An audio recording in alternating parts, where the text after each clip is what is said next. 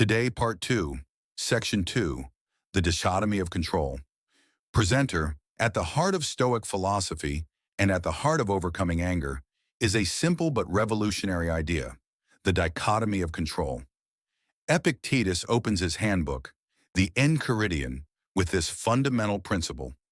Some things are within our power, while others are not.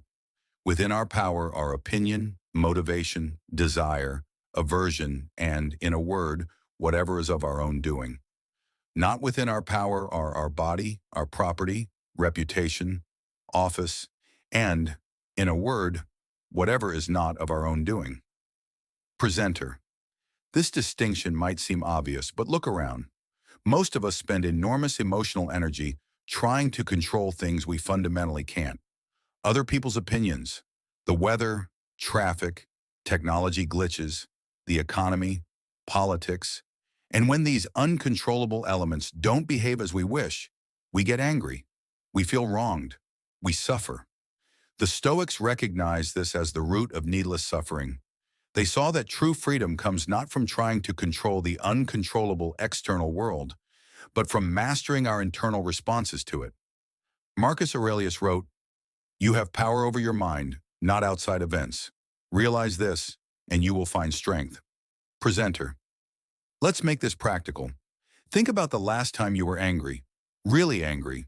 What was the trigger? Now ask yourself, was I angry about something I could control or something I couldn't? In almost every case, you'll find your anger was directed at something outside your control. Someone else's behavior, a situation you didn't create, circumstances you couldn't change. Presenter. The Stoic solution isn't to try harder to control these uncontrollable elements.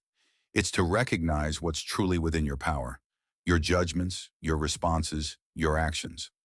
Let me tell you a personal story that illustrates this principle. Personal story about applying Stoic principles in a challenging situation. What I learned from that experience was profound.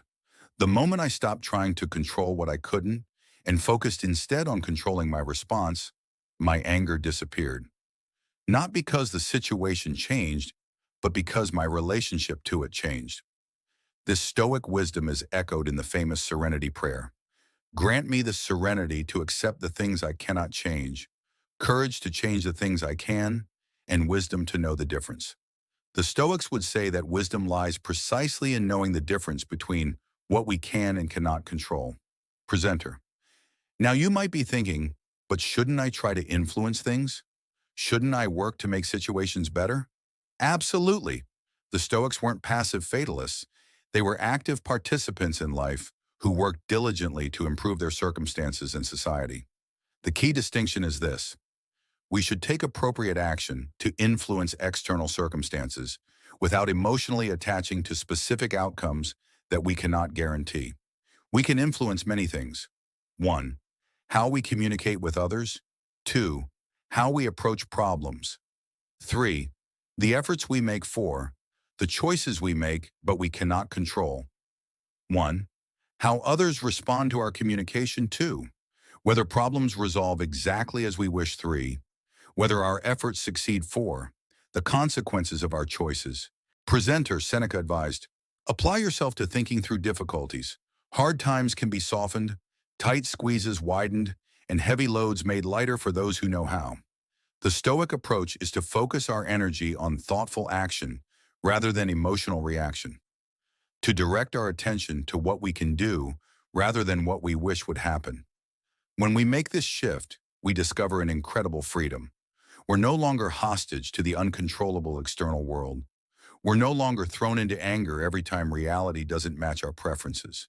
Instead, we find serenity in focusing on what we can control, our judgments and our actions. Let's now explore how to apply this understanding in the heat of the moment when anger threatens to overwhelm us.